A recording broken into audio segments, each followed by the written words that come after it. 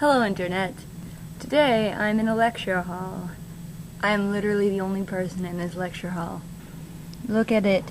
It's empty. This is the only place I could find that was open, and I really hope that no one actually has class in here in the next 20 minutes, because that'll be awkward if they come in and just see me talking to my computer.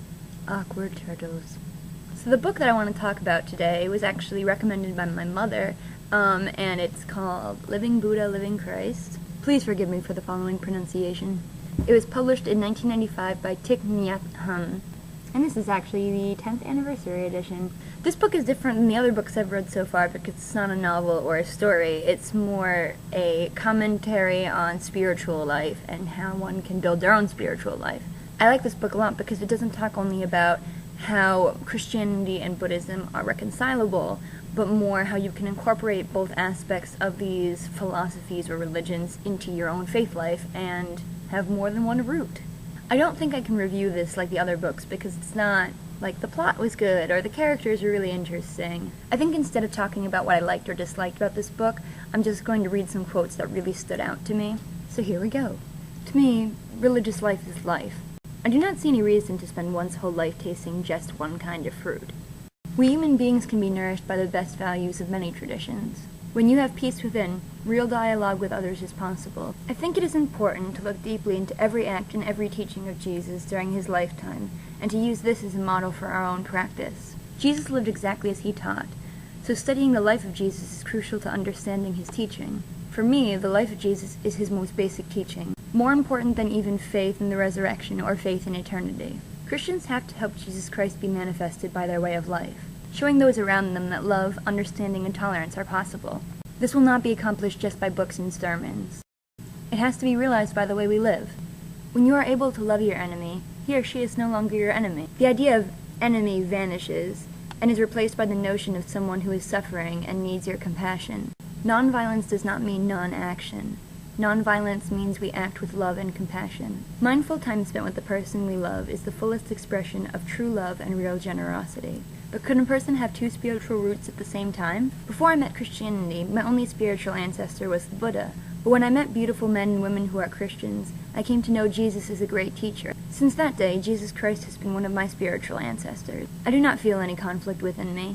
Instead, I feel stronger because I have more than one root. Mindful speaking can bring real happiness, and unmindful speech can kill. The practice of mindfulness is to be aware of what's going on. Once we are able to see deeply the suffering and the roots of suffering, we'll be motivated to act, to practice. The energy we need is not fear or anger, but understanding and compassion. No single tradition monopolizes the truth. If 10 years pass without the growth of our belief, one day we will wake up and discover that we can no longer believe in what we did. Our faith must be alive. It cannot be just a set of rigid beliefs and notions. Our faith must evolve every day and bring us joy, peace, freedom, and love. Faith implies practice, living our daily life in mindfulness. Narrow, fundamentalist, and dogmatic practices always alienate people, especially those who are suffering. Real dialogue makes us more open, tolerant, and understanding. Buddhists and Christians both like to share their wisdom and experience. Sharing in this way is important and should be encouraged. But sharing does not mean wanting others to abandon their own spiritual roots and embrace your faith. True understanding comes from true practice. Understanding and love are values that transcend all dogma.